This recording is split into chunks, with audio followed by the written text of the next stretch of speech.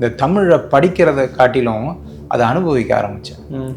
இப்போது சின்ன சின்ன வித்தைகள், கலரி, வர்மம் இப்படி பண்ணும் அந்த பயிற்சிகள் எல்லாமே என்னை பக்குவப்படுத்த ஆரம்பித்தேன். அதன் வழியிலே பயணிக்க ஆரம்பித்தேன். இந்த பயணம் வந்து ஒரு நூல்லையோ ஒரு கல்வெட்டுலேயோ ஒரு சின்ன பயிற்சியிலையோ முடியல. அது தொடர்ந்தது. ஒரு 10 ஆண்டு 15 ஆண்டுகள் தொடரும் பொழுது தான் நான் பக்குவமான அப்படின்ற விஷயமே எனக்கு தெரியாத அளவுக்கு நான் கொஞ்சம் வளர ஆரம்பித்தேன். இன்னும் சர்டிஃபிகேட் வேண்டாம், எதுவுமே வேண்டாம், நான் இந்த மூலையில் ஓரமாக உட்காந்துக்கிறேன், நீங்கள் சொல்லித்தர பாடத்தை நான் செவியில் கேட்டு கற்றுக்குறேங்க ஐயா, அதுக்கு மட்டும் அனுமதிங்கன்னு சொன்னோன்னா அவர் அதை எதிர்பார்க்கல. எல்லாமே இங்கே சர்டிஃபிகேட் தான் படிக்க வராங்க அப்படின்னு சொல்லிட்டு அன்றைக்கி என்ன பண்ணார்னா அவரே அப்ளிகேஷன் ஃபார்ம் ஃபில் பண்ணி எனக்கு வந்து சொல்லி கொடுத்தாரு. அந்த கல்லூரி முடிந்த பிறகும் நான் வந்து அவர்கிட்ட தொடர்ந்து பயணித்தேன். பிரிட்ஜு கட்டுறோம் அப்படின்னா அங்கே வந்து கல்வெட்டில் யார் யார் பேர்லாம் குறிப்பாங்க, முதலமைச்சர் பேர், லோக்கலில் இருக்கிறவங்க பேர் தான் குறிப்பாங்க, அவ்வளோதான். இங்கே வந்து அதுக்கு யார் யாரெல்லாம் நன்கொடை கொடுத்தாங்க ஒருத்தர் கூட வரலை. ஒரு அரசன் அளவுக்கு கொடுத்ததுலேருந்து ஒரு கழஞ்சி சின்ன சின்ன உதவிகளும் எல்லாமே பொறிக்கப்பட்டது. இந்த வரலாறு வேறு எங்கேயுமே இல்லை. ஸோ ராஜராஜ சோழன் என்ன பண்ணுவோம்னா எல்லாருமே ஒரு 6 பேக்கோட பாடி பில்டர் மாதிரி ஒரு பெரிய கத்தியை வச்சுக்கிட்டு அந்த மாதிரி ராஜராஜன் நான் காட்ட விரும்பலை. ஏன்னா அவர் காலத்தில் பார்த்தீங்கன்னா அவர் காலத்தில் இருந்த கோயில்கள், அங்கே நடந்த வணிகங்கள், அந்த எந்தெந்த நாட்டுக்கெல்லாம் போய் வணிகம் செய்தார், இது நீங்கள் கணக்கு எடுத்துக்கிட்டிங்கனாலே அவர் ஆயுள் காலம் முடிஞ்சுக்கும். அப்படி இருக்கும் பொழுது அவருடைய கட்டமைப்பு எப்படி இருந்தது அப்படின்ற விஷயத்தை தான் நம்ம எடுக்கணுமே தவிர மற்ற விஷயங்களில் வந்து நம்மளுக்கு சிந்தனையே போகாது. ஏன்னா அவ்வளோ பணிகள்.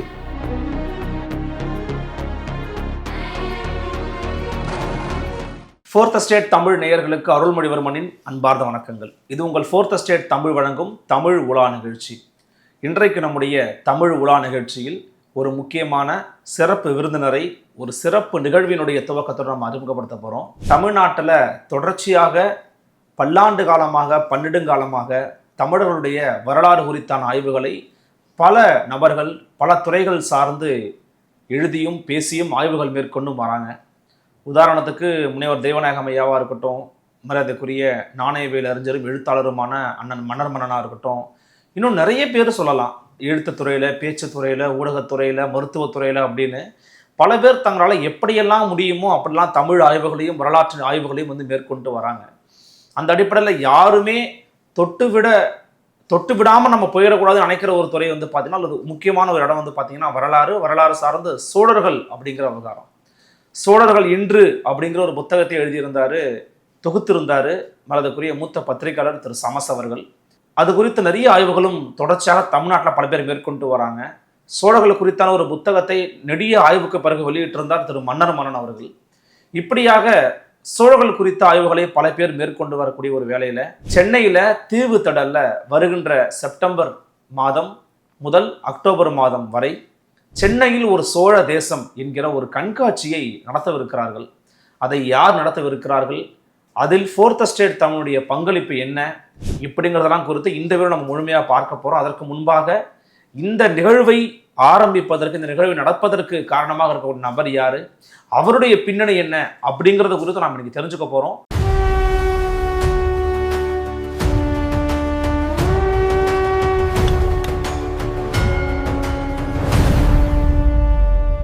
மு.ஆ.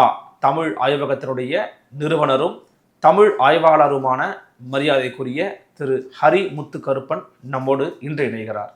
வணக்கம். வணக்கம் சார். எப்படி இருக்கீங்க? நல்லா. ஒரு பெரிய ஒரு வேலையை துவங்கியிருக்கிறீங்க, ஆனால் ரொம்ப அமைதியாக சாந்தமாக இருக்கிறீங்க. ஹரி முத்துக்கருப்பன் இந்த பேரை கேள்விப்பட்ட உடனே எது தொடர்பாக பண்ணியிருக்கிறீங்க, இந்த மு.ஆ. தமிழ் ஆய்வகம் எப்படி உருவாக்குனீங்க அப்படிங்கிறதுக்குள்ளலாம் போவதற்கு முன்பாக யார் இந்த ஹரி முத்துக்கருப்பன், சென்னையில் ஒரு சோழ தேசம் அப்படிங்கிறத பண்ணியாகணுன்ற ஒரு வெறி, அந்த ஒரு தமிழ் உணர்வு அப்படிங்கிறது எப்படி வந்துச்சு, உங்களுடைய பற்றிய அறிமுகத்தை கொடுத்துட்டு நம்ம எல்லா வரையும் உள்ளே போகலாம். நான் வந்து சென்னையில் வசிக்கிறேங்க ஐயா. என்னுடைய பூர்வீகம் பார்த்திங்கன்னா சிவகங்கை. என்னுடைய தந்தையார் தமிழறிஞர், அதாவது அவருக்கு நல்ல தமிழுடைய ஆர்வத்தில் தான் நான் இதை வந்து எடுத்தேன். ஒவ்வொரு விஷயங்கள் வந்து எழுதும் பொழுதோ அதை விளக்கும் பொழுதோ, ஆனால் அதோடைய தாக்கம் அவருடைய அதுக்கான அங்கீகாரம் அவருக்கு கிடைக்கல. ஆனால் ஏதோ ஒரு சின்ன ஒரு தடங்கல் அதுலேருந்து நான் தொடர்ந்தேன். எனக்கு தமிழ் கலைகள் மேலே சிறு ஆர்வம், சிறு வயதிலிருந்தே ஒரு 11ஆம் வகுப்புலேருந்தே இந்த களரி, வர்மம், இந்த சின்ன சின்ன விசித்திரமான தாவரங்கள் மேலே ஒரு ஆர்வம். சரி. இந்த ஆர்வம் என்ன பண்ணுச்சு அப்படின்னா, சின்ன சின்ன நூல்களை படிக்க வச்சுது. நூல்களில் வந்து படித்து எனக்கு அது வந்து பூர்த்தி ஆகலை. அதனால் என்ன பண்ணேன் அப்படின்னா, கல்லூரி பருவத்திலேயே வீட்டில் வந்து சும்மா போய் சொல்லிவிட்டு எங்கேயாவது ஓடிடுவேன். கேரளா, மதுரை. ஓ, சின்ன வயசுலேயே? சின்ன வயசுலேயே ப்ராஜெக்ட்னு சொல்லிட்டு ஓடிடுவேன். இப்படி வந்து நான் தொடர்ந்தேன். என்னுடைய பயணத்தை தொடரும் பொழுது நிறைய ஆசான்களை சந்தித்தேன். அதாவது ஒரு சில ஆசான்கள் வந்து நானும் அவரும் மட்டுமே ஒரு மலையில் இருப்போம். ஒரு திகிலான ஒரு பயணமாலாம் இருக்கும். அது வந்து என்னை அப்படியே தொடர்ந்து பயணிக்க வச்சுது. பள்ளி பருவத்தில் இது மாதிரி இருந்துருக்கிறீங்க? ஆமாங்க ஐயா. அதுக்கப்புறம் வந்து பார்த்தீங்கன்னா, நான் என்னுடைய குணங்கள், என்னுடைய மனம் வந்து மாற ஆரம்பிக்கிறத நானே கவனித்தேன்.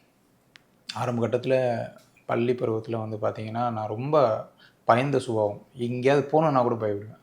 ஆனால் என்னுடைய அந்த ஆர்வம் வந்து பார்த்தீங்கன்னா, என்னை வந்து நான் வந்து அதை அனுபவிக்க ஆரம்பித்தேன். இந்த தமிழை படிக்கிறத காட்டிலும் அதை அனுபவிக்க ஆரம்பித்தேன். இப்போது சின்ன சின்ன வித்தைகள், களரி, வர்மம் இப்படி பண்ணும் அந்த பயிற்சிகள் எல்லாமே என்னை பக்குவப்படுத்த ஆரம்பிச்சது. அதன் வழியிலே பயணிக்க ஆரம்பித்தேன். இந்த பயணம் வந்து ஒரு நூல்லையோ, ஒரு கல்வெட்டுலேயோ, ஒரு சின்ன பயிற்சியிலையோ முடியல. அது தொடர்ந்தது. ஒரு 10 ஆண்டு 15 ஆண்டுகள் தொடரும் பொழுது தான் நான் பக்குவமான அப்படின்ற விஷயமே எனக்கு தெரியாத அளவுக்கு நான் கொஞ்சம் வளர ஆரம்பித்தேன்.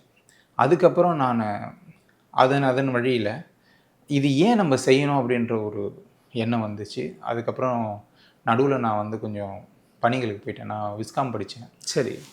அதுக்கப்புறம் வந்து அந்த டிஜிட்டல் அந்த துறைகள் எல்லாம் போக ஆரம்பிக்கும்போது மறுபடியும் என்னை எழுத்துது. என்னென்னா இதை டிஜிட்டல் பண்ணலாம், இதை வந்து கொஞ்சம் எடுத்து. உங்களுக்கு விஸ்காம் அந்த இடத்துல உதவுது? ஆமாம், உதவுது. ஓகே. அது சார்ந்து நான் வந்து அந்த பணிகளை தொடர்ந்தேன். அதன் பிறகு ஒரு சில ஓலை சுவடிகள் வந்து என் கையில் கிடச்சி. அது வந்து நான் நிறைய பேர்கிட்ட தேடி அலைஞ்சேன். இது ஏதாவது படித்து சொல்லுங்கள். தமிழ் கொஞ்சம் ஆர்வம், படித்து யாரும் சொல்லலை, அது கடந்தது. அதே போல் பார்த்திங்கன்னா நான் வந்து அடுத்து உயர விரும்பினேன். அதாவது களரி கற்றுக்கிட்டேன் ஒரு 9 ஆண்டுகள். அதுக்கப்புறம் வந்து வர்மம் வந்து ஒரு 3-4 ஆண்டுகள் கற்றுக்கிறேன். அங்கே வந்து எனக்கு ஒரு தடங்கல் இல்லை, இது வந்து ஏதோ ஒன்று வந்து குறையுது அப்படின்ற மாதிரி நான் வந்து ஒரு 1000 ஆண்டுகளுக்கு முன்னாடி உள்ள ஆசான்களையோ தமிழ் அறிஞரையோ சந்திக்க விரும்பினேன். அதற்கு பாலமாக இருந்த ஒன்று தான் ஓலைச்சுவடி. அந்த ஓலைச்சுவடிகளை வந்து யார்கிட்டையும் கேட்டு உதவி இல்லை. அதனால் நானே கற்றுக்க ஆரம்பித்தேன். அப்புறம் ஓலைச்சுவடி படிப்பை நீங்களே கற்றுக்க ஆரம்பிச்சிட்டீங்க? ஓகே. அதாவது உலக தமிழ் ஆராய்ச்சி நிறுவனம் போய் அங்கே ஓலைச்சுவடிகள் படிப்பு இருக்குது. அங்கே வந்து தாமிரபாண்டியன் ஐயான்னு ஒருத்தர், அவர் போகும்போது சீட்டெல்லாம் காலி. இல்லைப்பா, இல்லை நீ அடுத்த ஆண்டு வாங்கும்போது நான் அவர்கிட்ட சொன்னேன், ஐயா என்னால் காலம் தாழ்த்த முடியாது, எனக்கு என்ன பண்ணேன், எனக்கு சர்டிஃபிகேட் வேண்டாம், எதுவுமே வேண்டாம், நான் இந்த மூலையில் ஓரமாக உட்காந்துக்கிறேன், நீங்கள் சொல்லித்தர பாடத்தை நான் செவியில் கேட்டு கற்றுக்குறேங்க ஐயா, அதுக்கு மட்டும் அனுமதிங்கன்னு சொன்னோன்னா அவர் அதை எதிர்பார்க்கல. எல்லாமே இங்கே சர்டிஃபிகேட் தான் படிக்க வராங்க அப்படின்னு சொல்லிட்டு அன்றைக்கி என்ன பண்ணார்னா அவரே அப்ளிகேஷன் ஃபார்ம் ஃபில் பண்ணி போட்டு எனக்கு வந்து சொல்லி கொடுத்தாரு. அந்த கல்லூரி முடிந்த பிறகும் நான் வந்து அவர்கிட்ட தொடர்ந்து பயணித்தேன். அந்த வழியில் நிறைய நூல்களை வந்து நான் பார்த்தேன். அப்போ தான் எனக்கு பெரிய அதிர்ச்சி என்னென்னா, இது வரைக்கும் நம்ம கிட்ட கிடைச்ச தமிழ் வைத்திய நூல், சித்தர்கள் நூல், இந்த மாதிரி தமிழ் இலக்கியம் வரலாறு சார்ந்த நூல்களில் 2% கூட இல்லை நம்மக்கிட்ட இருக்கிறது. இன்னும் 98-99% வந்து ஓலைகள்லே இருக்குது அப்படின்ற விஷயத்த நான் வந்து உணர்ந்தேன். நிறைய பேர், நான் நிறைய இடங்களில் பயணிக்க ஆரம்பித்தேன். நிறைய பேரோட பெட்டியில் போட்டு வச்சுருப்பாங்க. போய் கேட்பேன், ஐயா இது வந்து திருக்குறள் போல் ஒரு சிறப்பான நூலாக கூட இருக்கலாம், அதை கொஞ்சம் கொடுங்க ஐயா அப்படின்னு கேட்கும்போது அவங்க என்ன நினச்சிப்பாங்கன்னா, ஓலைச்சுவடினா புதையல், அதில் நிறைய ரகசியங்கள் இருக்குது, பல லட்சம் போகும்னு நினச்சிட்டு பல லட்சங்கள் பேசுவாங்க. நான் என்ன சொல்லுவேன்னா, ஐயா அப்படி கிடையாது, முடிஞ்ச அளவுக்கு நான் என்ன பண்ணுவேன்னா அதை வந்து ஒரு புகைப்படம் எடுத்துகிட்டு வந்து ஸ்கேன் பண்ணுறீங்க? ரைட்டு. ஸ்கேன் பண்ணிவிட்டு வந்துட்டு நான் வந்து என்ன பண்ணுவேன்னா அதை படிப்பேன். அதில் ஒரு சில இடைச்செருகள்லாம் இருக்கும். இன்னும் சொல்லப்போனால் நிறைய திருமூலர், இந்த மாதிரி நிறைய நூல்கள் எழுதியிருக்காங்க. ஆனால் நம்மளுக்கு 1, 2 தான் தெரியும். திருமந்திரம்னு ஒன்று தெரியும். அதில் வந்து பார்த்தீங்கன்னா நிறைய பேர் வந்து அது பாட்டாலாம் பாடிட்டு இருப்பாங்க. ஆனால் அது பாட்டாக பாடக்கூடிய நூல் கிடையாது. அதில் நிறைய வர்ம சூத்திரங்கள் உண்டு. ஓகே. நிறைய மூலிகை சூத்திரங்கள் உண்டு. அதாவது இங்கே எடுத்த அறிவியல் எல்லாமே வந்து பார்த்தீங்கன்னா நிறைய வெளிநாடுகள்ல வந்து ப்ராக்டிஸாக பண்ணுறாங்க. நம்மளுடைய மண் சார்ந்த அறிவியல் வெளிநாட்டில் இருக்கு. ஆமாம், நிறைய இருக்கு. இப்போ நீங்கள் சைனாலாம் போனீங்கன்னா தாய்ச்சின்னு ஒன்று சொல்லி தருவாங்க. சரி, தாய்ச்சினா என்ன? தாய்ச்சின்றது வந்து பார்த்தீங்கன்னா காற்றில் இருக்கக்கூடிய அந்த பிராண சக்தி. அதாவது ஒரு செடி இருக்குது அப்படின்னா அது வளர்கிறதுக்கான ஒரு உந்துகோல் இந்த அண்டத்தில் உண்டு. அதை வந்து நம்ம வந்து உயிர் சத்து அப்படின்னு சொல்கிறோம். அந்த உயிர் சத்தை உடல் வந்து கிரகிக்கும்.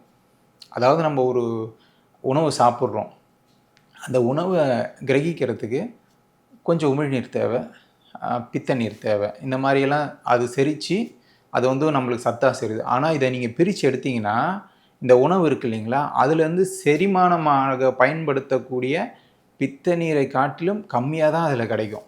அப்போ நம்மளுக்கு அது எனர்ஜி லாஸ். அப்போது அதுக்கான எனர்ஜி கெயின் என்ன அப்படின்னா, நம்ம உடம்புல ஒரு பேட்ரி இருக்குது. ஸோ அதை பற்றிய தெரிஞ்சுக்கக்கூடிய ஒரு தந்திரம் தான் இந்த தாய்ச்சின்றது. தமிழில் வந்து பார்த்திங்கன்னா பிராண சக்தி யோக முறைகள், மன யோக முறைகள், மானச யோக முறைகள், இந்த மாதிரி நிறைய பயிற்சிகள் உண்டு. அவங்க வந்து கிட்டத்தட்ட ஒரு 2-3 ஆண்டுகள் சொல்லித்தராங்க. 2-3 ஆண்டுகளுக்கு பிறகு நம்மளுக்கு ஒரு உடலில் ஒரு சத்து கிடைக்கும்.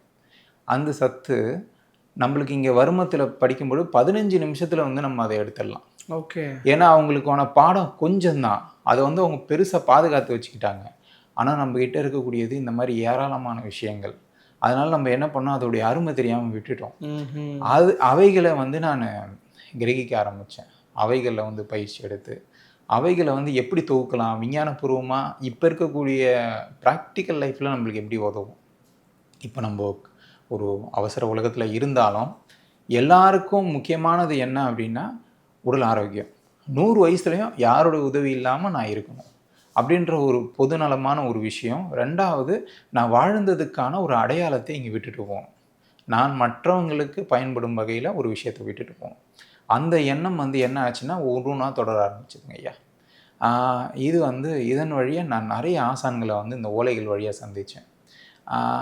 மருந்துகள் செய்யும் பொழுது கூட கடையில் விற்கிற மருந்துக்கும் இதுக்கும் பல வித்தியாசங்களை வந்து பார்த்தேன். நிறைய அற்புதமாக நிறைய விஷயங்கள் வந்து இதில் நடந்துச்சு. இது வந்து இதோடைய தொடர்ச்சி தான் வந்து பார்த்திங்கன்னா இந்த கல்வெட்டு ஆய்வுகள். கல்வெட்டு ஆய்வு தொல்லியல் துறை நடத்துனாங்க.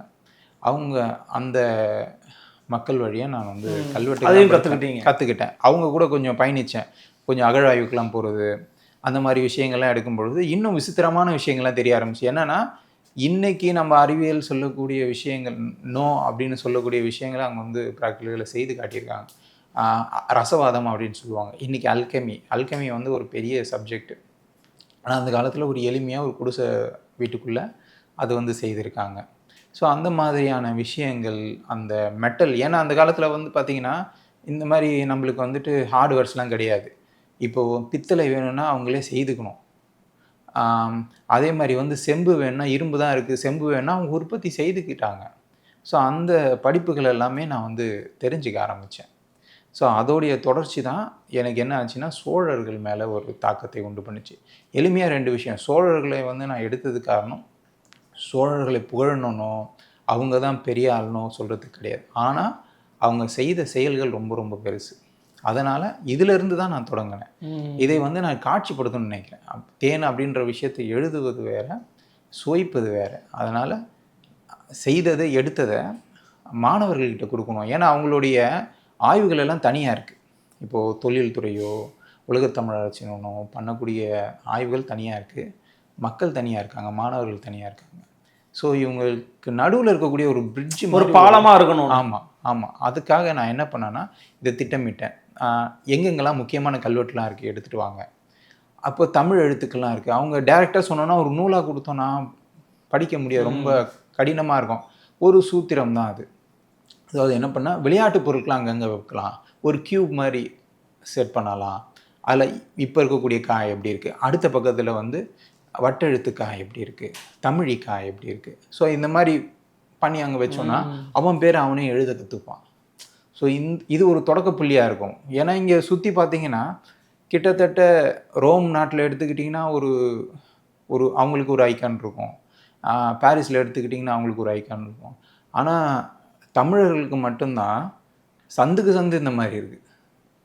1000 வருஷம் கோயில், இங்கே ஒரு 1000 வருஷம் கோயில் சென்னையில். ஆமாம். ஓகே.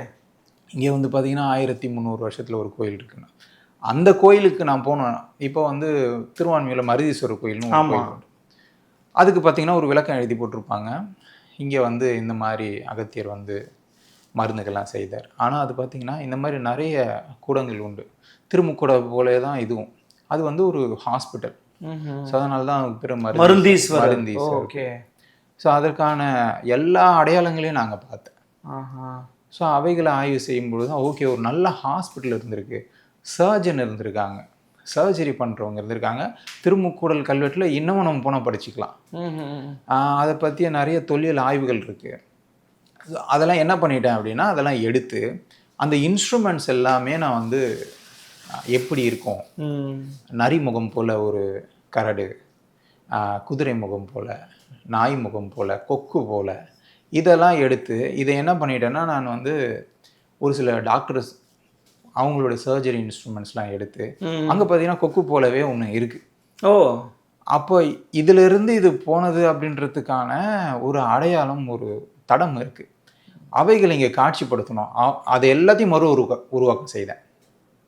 அதெல்லாம் இந்த காட்சியில் ஆதுலர் சாலை அப்படின்னா ஒன்று கட்டமைச்சு அதில் வச்சு காட்டணும். ஸோ இந்த கண்காட்சி அதெல்லாம் இடம்பெற போகுது. ஆமாம் ஆமாம். இந்த மூவா தமிழ் ஆய்வகம் அப்படிங்கிறத தோற்றுவிக்கணுன்ற எண்ணம் எப்படி வந்துச்சு? அதை எத்தனை ஆண்டுகளாக பண்ணிக்கிட்டு இருக்கீங்க? இதை எப்படி இயங்கிக்கிட்டு இருக்கீங்க நீங்கள்? இந்த ஆய்வகம் என்னெல்லாம் பண்ணுது? ஐயா, வெளிப்படையாக சொல்லணும் அப்படின்னா, எனக்கு மூவா தமிழ் ஆய்வகம்னு ஒன்று தொடங்கணும்னு விருப்பம் கிடையாது. ஆனால் என்னோட சார்ந்து பல பேர் இருக்காங்க. இப்போ எனக்கு இதை வடிவமைச்சு கொடுக்கணும் அப்படின்னா ஒரு இன்ஜினியர் இருக்கார். இதை வந்து என் கூட வாங்க, திட்டமிடுங்க, இந்த எழுத்துக்களெல்லாம் வந்து கொஞ்சம் இது எடுங்க, இந்த ஓலைச்சுவடி நீங்கள் வாங்கிக்கலாம். இந்த மாதிரி நிறைய மக்கள் இருக்காங்க. ஸோ எல்லாருக்குமான ஒரு ஒருங்கிணைப்பதற்கு ஒரு குழு தேவை. அதுக்காக என்ன பண்ணோன்னா, பெருசாலாம் யோசிக்கல, அப்படியே மூவா தமிழ் ஆய்வகம்னு ஒன்று வச்சு நாங்கள் பண்ணிகிட்ருக்கோம். இது பேருக்காகவோ இதுக்காகவோ இல்லை, எங்களோட திருப்தி. குழுவாக சேர்ந்து இந்த நண்பர்களோடு சேர்ந்து இது போன்ற பணிகளெல்லாம் மேற்கொண்டுட்டு இருக்கீங்க நீங்கள் இப்போதைக்கு? எது போன்ற விஷயங்கள்லாம் பண்ணிகிட்டு இருக்கீங்கன்னு கேட்குறேன். அதாவதுங்க ஐயா, ஒரு சில கிராமங்களுக்கு போவோம். அவங்களுக்கு வந்து பார்த்திங்கன்னா நிறைய ஓலைச்சுவடிகள்லாம் இருக்கும். ஒருத்தர் ஒரு வயதானவர் இருப்பார், இறந்தாருன்னா அவங்களுடைய ஓலைகள்லாம் போட்டு புதைச்சிருவாங்க. ரெண்டாவது முக்கியமான ஓலைன்னு எடுத்து வச்சுருப்பாங்க, அது மக்கிக்கிட்டே இருக்கும், அவங்களுக்கு தெரியாது. அவங்கக்கிட்ட போய் அதுக்கான அறிவுகளெல்லாம் கொடுத்து இதை செய்யக்கூடாது, தவறு, இதில் வந்து அந்த பேய் பிசாசெல்லாம் கிடையாது, அதெல்லாம் சும்மா. அதை வந்து நம்மளுக்கு தமிழ் நிறைய இருக்குது, தமிழ் இலக்கியம், வரலாறு, ஏதாவது ஒரு அரிய வகை மருந்தாக இருக்கலாம், அதை வந்து அவங்களுக்கு சொல்லி புரிய வச்சு அதை வந்து முட்டிக்கும். இல்லை என்கிட்ட தர வேண்டாம், நீ அதை எப்படி ப்ரிசர்வ் பண்ணுன்ற விஷயத்த சொல்லி கொடுப்போம். இன்னும் ஒரு 50 வருஷம் எடுத்துகிட்டு வாங்க. இரண்டாவது விஷயம், இந்த கலைகள், தமிழ் கலைகள், அதாவது தமிழை பற்றி பெருமை பேசுவதை தாண்டி அதை அனுபவிக்கணும். அப்போது என்ன பண்ணோன்னா, நான் சில கலைகள் நான் கற்றுக்கிட்டேன், ஏன் கூட கற்றுக்கிட்ட மக்கள் இந்த களரி, வர்மம் போன்ற பயிற்சிகளை வந்து அவங்களுக்கு சொல்லித்தரது. ஏன்னா வந்து பார்த்தீங்கன்னா, இப்போ அந்த மாதிரியும் பண்ணுறீங்க. அந்த மாதிரியெல்லாம் பண்ணுறது, இந்த மாதிரி கல்வெட்டு, அதில் இருக்கக்கூடிய முக்கியமான விஷயங்களை எடுக்கிறது. நான் என்னுடைய பர்சனலாகவே போயிட்டு அதுக்கான அந்த கேரக்டர்லாம் எடுப்பேன். அவங்களுடைய குணங்கள்லாம் எப்படி இருந்தது, எப்படியெல்லாம் அவங்க கட்டமைச்சாங்க, அவங்களோட தொழில்நுட்பம் எப்படி இருந்தது, இவங்க என்ன சொன்னாங்கன்னா, இத்தனை டன் கல்லை தூக்கி மேலே வச்சாங்க, மேடெல்லாம் போட்டு மண்ணெல்லாம் போட்டு எடுத்துகிட்டு போனாங்க அப்படின்லாம் நிறைய கதைகள்லாம் உண்டு. அதை நான் வந்து சயின்டிஃபிக்கலாகவே நான் என்ன பண்ணேன்னா, ஒரு இடத்த போட்டு செய்தே பார்த்தேன். நான் கல்லெல்லாம், மேடெல்லாம், மண்ணெல்லாம் ஏற்றி, கல்லெல்லாம் ஏற்ற முடியாது. நீங்கள் பெரிய மிஷினே இருந்தாலும் வந்து ஏற்றுறதுக்கு கடினப்படும். அப்போ அவங்க மேடெல்லாம் போட்டு ஏற்றலை, அவங்க சில டூல்ஸ் எல்லாம் வச்சுருந்தாங்க. அந்த டூல் எல்லாமே திருப்பி நான் ரீகன்ஸ்ட்ரக்ட் பண்ணுவேன். ஓகே. அதுக்கு நிறைய பேரை வந்து பயணித்து, ஏன்னா நிறைய மூத்தவர்கள்லாம் இருக்காங்க, அவங்களுடைய அறிவுகள் இப்படி, எங்களுடைய பயணங்கள் இப்படி தான் இருந்துச்சு. ஸோ இதை சார்ந்து நிறைய மூலிகைகள், குறிப்பாக உங்களை பற்றி கேள்விப்படும் போதும் நான் விசாரிக்கும் போது வந்து நீங்கள் வந்து ஒரு முக்கியமான நபர்களுடைய மூதாதையருடைய சந்ததியினர் அப்படின்றதையும் கேள்விப்பட்டேன். அவர்களை குறித்து சில கருத்துக்கள் தெரிவிச்சுக்கோங்க தெரியும். ஆமாம், அது வந்து பார்த்திங்கன்னா, சிவகங்கை மாவட்டம் என்னுடைய பூர்வீகம். அதில் வந்து பார்த்திங்கன்னா தாண்டவராய பிள்ளை அவர் வந்து ஒரு முக்கியமான தமிழ் போராளி. அது வந்து பார்த்திங்கன்னா அவர் வந்து என்னுடைய உங்களுடைய தாத்தாவுடைய வழி. தாத்தாவுடைய வழி. அவங்க வந்து சிவகங்கை சமஸ்தானத்துடைய தலைவாயாக இருந்தாங்க அப்படின்ற விஷயம். இது எனக்கு எப்படி தெரிய வந்தது அப்படின்னா, நான் சொன்னேன் இல்லையா, களரி வர்மங்கள்லாம் போய் படிச்சுட்டு கற்றுக்கும் பொழுது எனக்கு அவங்கள பற்றி தெரியாது. அப்போ வந்து ஒரு நாள் எங்கள் அப்பாகிட்ட மாட்டிக்கிட்டேன். அப்பாகிட்ட மாட்டிக்கும் பொழுது பயம் எனக்கு, என்னை அனுப்ப மாட்டாங்க அவ்வளோ. நான் அப்பா சொன்னால் அப்படியே கேட்பேன். அதனால் நிறைய இடத்துல வந்து அனுமதி கேட்கக்கூடாதுன்ட்டு நானாக போய் செய்யக்கூடியது. அப்போ சொல்லும்போது தான் அவர் என்ன பண்ணார்னா, இல்லை அது பரம்பரை புத்தி போல இருக்குது, விட்டு போகாது அப்படின்னும்போது அதுக்கப்புறம் தான் நான் வந்து ஆய்வு செய்ய ஆரம்பித்தேன். நாங்கள் போய் அந்த அரண்மனைலாம் போய் அவங்கக்கிட்ட கொஞ்சம் பேசி அவங்களுடைய புகைப்படம் கிடைக்கும், ஒரு சின்ன புகைப்படம் கிடச்சிது. அதுக்கப்புறம் வந்து பார்த்திங்கன்னா அவருடைய வாள் அந்த மாதிரி விஷயங்கள்லாம் தேடின, அதெல்லாம் கிடைக்கல. நிறைய என்னுடைய உறவினர்களே இந்த வேல் கம்பு அதெல்லாம் வச்சுருந்தாங்க. அவங்களுக்கு அதோடைய அருமை தெரியல. அவங்க நிறைய பேர் என்ன பண்ணிட்டாங்கன்னா, அந்த பழைய கடையில் போடுறது, யாருன்னா கேட்டால் கொடுத்துட்றது, அந்த மாதிரியான விஷயங்களில் எல்லாமே போயிடுச்சு. ஸோ எனக்கு அந்த அடையாளத்தை நான் எங்கேயும் பயன்படுத்தினது இல்லை. இருந்தாலும் ஆரம்ப கட்டத்தில் எனக்கு ஒரு அது உந்துகோலாக இருந்துச்சு. இப்போது இந்த சோழர்கள் குறித்து தான் நீங்கள் வந்து அதாவது சென்னையில் ஒரு சோழ தேசம் அப்படிங்கிற ஒரு கண்காட்சி நடத்த போகிறோம். அதில் பல விதமான விஷயங்களை காட்சிப்படுத்த போகிறீங்க, புத்தக கடைகள் வைக்க போகிறீங்க, பேச்சரங்கெலாம் நம்ம வைக்க போகிறோம். அதில் இந்த சோழ தேசம் அப்படிங்கிற கான்செப்டை உருவாக்குறதுக்கு முன்னாடி உங்களுக்கு சோழர்கள் பற்றி படிக்கிற போதோ அல்லது தெரிந்து கொள்ளும் போதோ அறிந்து கொள்ளும் போதோ உங்களுக்கு பிரமிப்பான சில விஷயங்கள் இருக்கும்ல, இப்படிப்பட்டவங்கப்பா அதை நம்ம, ஏன்னா இன்னைக்கு கூட சில பேர் சொல்லுவாங்க, இப்போ நீங்கள் மகாராஷ்டிரா போங்களேன், சத்ரபதி சிவாஜி சிலையை பார்த்தா செருப்பெல்லாம் கீழே வச்சுட்டு கையெடுத்து கும்பிடுவான். அந்த அளவுக்கு மராட்டியர்கள் வந்து இன உணர்வு, அந்த சிவாஜியை பார்த்தா வரக்கூடிய அந்த உணர்வுலாம் இன்னும் வச்சுருப்பாங்க. ஆனால் நம்ம ஊரில் நம்ம ஆட்களே சோழர்களை குறித்தான பகுப்பாய்வுகளை வந்து நெகட்டிவாகவும் பாசிட்டிவாகவும் பேசக்கூடிய விஷயங்கள் நம்ம பார்த்துக்கிட்டு இருக்கோம். அது ஒரு பக்கம் இருக்கட்டும், அது ஜனநாயக மரபை கூட எடுத்துப்போமே நம்ம ஒரு வகையில். சோழர்கள் குறித்து நீங்கள் ஆய்வுகள் மேற்கொள்ளும் போதோ அதை படிக்கும் போதோ அறிந்து கொள்ளும் போதோ பிரமிப்பாக உங்களை ஆச்சரியம் மூட்டிய விஷயங்களை சில விஷயங்களை ஷேர் பண்ணிக்கலாமா? ஐயா, முதல்ல நான் ஆரம்பிக்கும் பொழுது நான் எப்படி ஆரம்பித்தேன் அப்படின்னா, நான் வந்து அந்த உணர்வுபூர்வமாக நான் எதையும் செய்யலை. ஒருவேளை இவங்க வந்து ஒரு கட்டுக்கதையாக இருப்பாங்களோ, அப்படிதான் ஆரம்பித்தேன். இது வந்து ஒருத்தன் தான் புகழ் தேடி தேடி தேடி எல்லா கல்வெட்டையும் வச்சுருக்கான், அவன் புகழ் தேடுறவனாக இருப்பானோ, அப்படி தான் நான் ஆரம்பித்தேன். ஏன்னா நான் எல்லா சைட்லேருந்து பார்க்கணும். அதனால் என்ன பண்ணேன், நான் அப்படி தான் ஆரம்பித்தேன். ஆனால் வந்து கல்வெட்டு வந்து ஆரம்ப காலத்தில் நான் நினச்சது சரி அப்படின்ற மாதிரி வந்தது. போக போக போக நிறைய கல்வெட்டுகள் வந்து எனக்கு விசித்திரமாலாம் பட்டு. எது போன்ற விஷயங்கள்லாம் வந்து பார்த்திங்கன்னா, உதாரணத்துக்கு பொதுவாக சொல்லணும் அப்படின்னா, தஞ்சாவூர் கோயில் கல்வெட்டில் பார்த்திங்கன்னா ராஜராஜ நாவிதன் அப்படின்னு ஒரு கல்வெட்டு இருக்கும். முடி வெட்டுறவர், அவருக்கு என்ன பண்ணால், அவர் வந்து ஒரு சிறந்தவராக, அவருக்கு ஒரு மரியாதை கொடுத்து அவருக்கு தன்னுடைய பட்டத்தையே கொடுக்குற அளவுக்கு எல்லாரையும், அதாவது யார் இப்போ வந்து நம்ம ஒரு பிரிட்ஜு கட்டுறோம் அப்படின்னா அங்கே வந்து கல்வெட்டில் யார் யார் பேர்லாம் பொறிப்பாங்க, முதலமைச்சர் பேர், லோக்கலில் இருக்கிறவங்க பேர் தான் பொறிப்பாங்க, அவ்வளோதான். இங்கே வந்து அதுக்கு யார் யாரெல்லாம் நன்கொடை கொடுத்தாங்க ஒருத்தர் கூட விடலை. ஒரு அரசன் அளவுக்கு கொடுத்ததுலேருந்து ஒரு கழஞ்சி சின்ன சின்ன உதவிகளும் எல்லாமே பொறிக்கப்பட்டது. இந்த வரலாறு வேறு எங்கேயுமே இல்லை. மொதல் விஷயம், அது எனக்கு ரொம்ப ஒரு ஈர்ப்பாக இருந்தது. ரெண்டாவது, அவங்களுடைய காந்தலூர் சாலை போர்.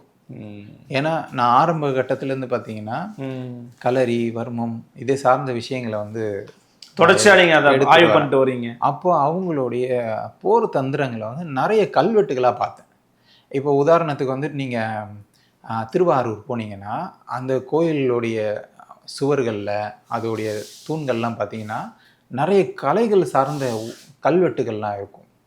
இரண்டாவது, ராஜராஜ சோழன் காலத்தில் அவங்களுக்குள்ள அந்த 2-3 அரசர்களுடைய அந்த காலம் இருக்கு இல்லைங்களா, அங்கே வந்து நிறைய கோயில்கள் வந்து கட்டப்பட்டது. அந்த கோயில்களாக இல்லை, அதில் வந்து பார்த்திங்கன்னா அதில் இருக்கக்கூடிய கொடைகள், அந்த கொடைகள் எல்லாமே அந்த ஊருடைய வளர்ச்சிக்காக இருந்தது அப்படின்ற விஷயமும் இருக்கும். ஏன்னா அவங்க வந்து பண்ட மாற்ற முறைகளில், அதாவது களஞ்சி ஒரு 200 களஞ்சி 500 களஞ்சி வச்சுருக்கான் அப்படின்னா அவங்க அதிலிருந்து எடுத்துக்கிட்டு அவங்க வந்து தொழில் செய்துப்பாங்க. அவங்க தொழில் செய்து வரக்கூடிய ஒருத்தர் நெல் போடுறாரு அப்படின்னா இந்த களஞ்சிக்கு பதில் அவர் ஒரு ஆண்டுக்கு இவ்வளோ அரிசி கொடுக்கணும் அப்படின்னு இருக்கும்.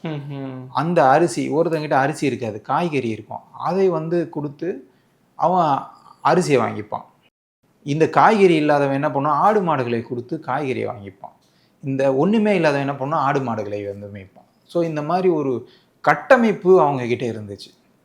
ரொம்ப அழகான கட்டமைப்பு. ராஜராஜ சோழன், ராஜேந்திர சோழன், இவங்களுடைய பணிகள் வந்து பார்த்திங்கன்னா வேறு அரசர்களை தாண்டி மிக முக்கியமாக அந்த கலைகள், தமிழ் கலைகளில் வந்து நிறைய விஷயங்களை வந்து பண்ணியிருக்காங்க. உதாரணத்துக்கு தங்கத்தில் வந்து செம்பு கலக்கணுன்ற விஷயம் சோழர் காலத்தில் இருந்து தான் வந்ததாகவும் குறிப்பு உண்டு. ஓகே, அதுக்கு முன்னாடி அப்படி கிடையாது. அதுக்கு முன்னாடி அப்படி கிடையாது. அதாவது அந்த காப்பரை கலந்து அவங்க வந்து பயன்படுத்த ஆரம்பித்து அதுக்கப்புறம் மக்கள்களை வந்து அதை விரும்ப ஆரம்பித்து தான் வந்ததாகவும் நிறைய ஓலை குறிப்புகள்லாம் உண்டு. மற்றபடி சோழர்களுடைய விஷயங்கள் இதெல்லாம் இன்னும் மக்களுக்கு கொண்டு போய் சேர்க்கப்படலைன்னு நினைக்கிறீங்க? இன்னொன்று அவங்களுடைய சமூகவியல் பார்வை குறித்தும் அவர்களுடைய ஆட்சி முறை குறித்தும் நிறைய விமர்சனங்களும் வந்து ஒரு பக்கம் இருந்த வண்ணமே இருக்குது. அதெல்லாம் குறித்து ஆய்வுகள் பண்ணிட்டு இருக்கீங்க? ஆமாங்க ஐயா. இப்போது வந்து பார்த்தீங்கன்னா நம்ம வந்து முதல்ல வந்து தஞ்சாவூர் பெரிய கோயில் இவ்வளோ பெருசாக இருக்குது, இந்த கோயிலெலாம் இந்த மாதிரிலாம் இருக்குது. அதுக்கு காரணம் வந்து அது எதுக்காக கட்டினாங்க, அங்கே வந்து நிறைய பண்டாரங்கள் இருந்தது. பண்டாரம்னா ட்ரெஷர். ஸோ அவங்க வந்துட்டு என்ன பண்ணாங்கன்னா உலக வணிகத்தையே இங்கே கொண்டு வந்தாங்க. இப்போ நம்ம வந்து ஒரு அமெரிக்காவை சொல்கிறோம் அப்படின்னா அதற்கு நிகராக கொண்டு வந்தாங்க. அந்த காலத்தில் எல்லோரும் என்ன சொல்லுவாங்க, ராஜராஜ சோழன் பெரிய நிறைய போர்கள்லாம் பண்ணவர் அப்படின்னு. அவர் காலத்தில் போர்கள்லாம் குறைஞ்சது. அவர் போரை பற்றி நினைக்கல, நாட்டை வளப்படுத்தணும்னு நினச்ச ஒரு பெரிய அரசு. ஓகே. ஸோ ராஜராஜ சோழன் என்ன பண்ணுவாங்கன்னா எல்லாருமே ஒரு சிக்ஸ் பேக்கோட பாடி பில்டர் மாதிரி ஒரு பெரிய கத்தியை வச்சுக்கிட்டு அந்த மாதிரி ராஜராஜன் நான் காட்ட விரும்பலை. ஏன்னா அவர் காலத்தில் பார்த்தீங்கன்னா அவர் காலத்தில் இருந்த கோயில்கள், அங்கே நடந்த வணிகங்கள், அந்த எந்தெந்த நாட்டுக்கெல்லாம் போய் வணிகம் செய்தார், இது நீங்கள் கணக்கு எடுத்துக்கிட்டிங்கனாலே அவர் ஆயுள் காலம் முடிஞ்சு போயிடும். அப்படி இருக்கும் பொழுது அவருடைய கட்டமைப்பு எப்படி இருந்தது அப்படின்ற விஷயத்தை தான் நம்ம எடுக்கணுமே தவிர மற்ற விஷயங்களில் வந்து நம்மளுக்கு சிந்தனையே போகாது. ஏன்னா அவ்வளோ பணிகள், அதாவது கொஞ்சம் நஞ்சம் இல்லை, ஒரு மணி நேரத்தில் சொல்லி முடிக்கிற விஷயம் கிடையாது. ஏன்னா அவ்வளோ விஷயங்களை நீங்கள் வந்து தமிழ் கலைக்கு வந்து சிறப்பு கொடுத்தவர் அவர். தமிழ் ஓதுவார்களை வந்து கோயிலில் வச்சு அவங்களுக்கு மரியாதை கொடுத்தவர். தமிழுக்கு என்னென்ன சிறப்பு செய்யணுமோ அதை செய்தவர். எல்லாமே ஆதாரங்களாக இருக்குது. அதுதான் அவருடைய சிறப்பு. ரெண்டாவது வந்து அவங்க வந்து ஹைவே மேனேஜ் பண்ணாங்க. ரெண்டாவது நீர் வணிகத்தில் ஆரம்ப கட்டத்திலிருந்தே அவங்க, அதாவது காவேரி சோழன்லேருந்தே இவங்க வந்துட்டு அதில் சிறப்பு பெற்றவங்க. அதை வந்து மிக துல்லியமாக வந்து அவங்க தொடர்ந்தாங்க. கங்கை கொண்ட சோழபுரமாக இருக்கட்டும், தஞ்சாவூர், இன்ன வரைக்கும் நீங்கள் வந்து டெல்டா ஏரியான்னு எடுத்திங்கன்னா சோழர்கள் ஆண்ட பகுதியாக தான் இருக்கும். இன்றைக்கி காஞ்சிபுரமும் பிற்காலத்தில் வந்து சோழர்கள் அங்கே தான் வந்து தஞ்சமடைகிறாங்க. பிரம்ம தேசம் வந்து ராஜேந்திர சோழனுடைய பள்ளிப்படை அப்படின்னு சொல்லப்படுது. பாரு தஞ்சாவூர், திருவாரூர், திருச்சி, இதெல்லாம் பார்த்தீங்கன்னா இன்ன வரைக்கும் அதோடைய தடம் வந்து மாறாமல் இருக்கும். அது அவங்களுடைய மிக சிறப்பு. அந்த உணர்வு தான் என்னை இதை செய்ய வச்சு. நிச்சயமா இன்னைக்கு நம்ம வந்து இன்னும் நிறைய விஷயங்கள் இது குறித்து பேசணும். நீங்கள் சொன்ன மாதிரி ஒரு மணி நேரமோ அரை மணி நேரத்துக்குள்ளே பேசக்கூடிய விஷயங்கள் இது கிடையாது. இருந்தாலும் இந்த சென்னையில் ஒரு சோழ தேசம் கண்காட்சிக்கு நீங்கள் நிறைய முயற்சிகள் எடுத்துக்கிட்டு இருக்கீங்க. இது மக்கள் மத்தியில் கொண்டு போய் சேர்க்கப்படணுங்கிறதுக்காக நம்ம நிறைய கூட்டாக சேர்ந்த முயற்சிகள் எடுக்கிறோம். இந்த தருணத்தில் 4th Estate தமிழும் இதில் வந்து ஒரு முக்கியமான ஒரு வலையொலி பங்கேற்பாளராக நம்ம இணைகிறோம் அப்படிங்கிறத நம்ம நேயர்களுக்கு தெரிவிச்சுக்க விரும்புகிறேன். நீங்கள் நேயர்களுக்கு, பார்வையாளர்களுக்கு இந்த சென்னையில் ஒரு சோழ தேசம் கண்காட்சி குறித்து சொல்ல விரும்பக்கூடிய செய்திகள் என்னங்கிறத சொல்லி ஒரு அழைப்பு கொடுக்கலாம். அனைத்து மக்களுக்கும் வணக்கம். இது வந்து கண்காட்சி மட்டும் இல்லை, இது வந்து ஒரு அறிவு திருவிழா. இதில் அனைத்து தமிழ் மக்களும் கலந்துக்கணும். நம்மளுடைய வரலாறு அதை வந்து புத்தகத்தில் மட்டும் படித்து அதோடைய அனுபவம் வந்து எப்படி இருக்கும் அப்படின்றத விட நம்ம வந்து அனுபவபூர்வமாக, அதாவது ஒரு குழந்தை வந்து ஒரு சோழர்கள் வந்து இப்படி ஒரு உணர்வாக இருந்தாங்களா, ஒரு ஆய்வாளர் வந்து இதை இன்னும் ஆய்வு செய்யணும் அப்படின்னு நினைக்கிறது தான் எங்களோட வெற்றியை நான் கருதுகிறேன். அதனால் இதில் வந்து இந்த இந்த கண்காட்சி எங்களுக்கானது கிடையாது அப்படின்றத தாண்டி இது வந்து நம்ம தமிழர்களுக்கான கண்காட்சி. அதனால் எல்லா மக்களும் இங்கே வந்து கலந்துக்கிட்டு இந்த கண்காட்சியில் வந்து நீங்களும் எல்லாரும் ஒரு சிறப்பு விருந்தினர் தான் இங்கே. அதனால் அனைவரும் வந்து இந்த கண்காட்சியில் கலந்துக்கணும்னு நான் விரும்புகிறேன். வருகிற செப்டம்பர் 11ஆம் தேதியிலிருந்து அக்டோபர் 15ஆம் தேதி வரை இந்த கண்காட்சி வந்து தீவுத்திடல் மைதானத்தில் சிறப்பாக நடக்க இருக்கிறது. கிட்டத்தட்ட 20 அரங்கங்கள் சோழர்களுக்காக திட்டமிட்டிருக்கோம். ஒவ்வொரு அரங்கங்களும் ஒவ்வொரு சிறப்பு மிக்கது. அதாவது அவங்களுடைய போர்க்கலை எப்படி இருந்தது, அவங்களுடைய கட்டிடக்கலை எப்படி இருந்தது, அவங்களுடைய நீர் மேலாண்மை எப்படி இருந்தது, அவங்களுடைய ஆதலர் சாலை, வைத்திய சாலைகள்லாம் எப்படி இருந்தது, இந்த மாதிரியான நிறைய சிறப்பு அம்சங்களை கொண்டு தான் இந்த கண்காட்சி வந்து திட்டமிடப்பட்டுள்ளது. உங்களுடைய குழந்தைகள், நீங்கள் பெரியவங்க எல்லாருக்குமான ஒரு கண்காட்சியாக தான் இதை திட்டமிட்டிருக்கோம். குறிப்பாக மாணவர்கள், அவங்களுக்கான அறிவு இங்கேருந்து பிறக்கணும் அப்படின்றது எங்களுடைய விருப்பம். இந்த கண்காட்சியை எல்லாரும் வந்து கலந்துக்கிட்டு சிறப்பிக்கணும் அப்படின்னு நான் மனமாற கேட்டுக்கொள்கிறேன். ரொம்ப நன்றி. தொடர்ச்சியாக அவங்களுடைய பணிகளை வந்து நாங்கள் பார்த்துக்கிட்டு இருக்கோம். அட் த சேம் டைம் இந்த விவகாரத்துலையும் நம்ம வந்து இணைஞ்சு பயணிக்க போகிறது ரொம்ப மற்றற்ற மகிழ்ச்சி எங்களுக்கும் உங்களுடைய ஊடகத்தாருக்கும். தொடர்ந்து உங்களுடைய களப்பணியும் உங்களுடைய எண்ணங்களும் ஈடேற எங்களுடைய மனமார்ந்த வாழ்த்துக்கள். நன்றி. நன்றி. நன்றி. மீண்டும் சந்திக்கலாம் நண்பர்களே. வணக்கம்.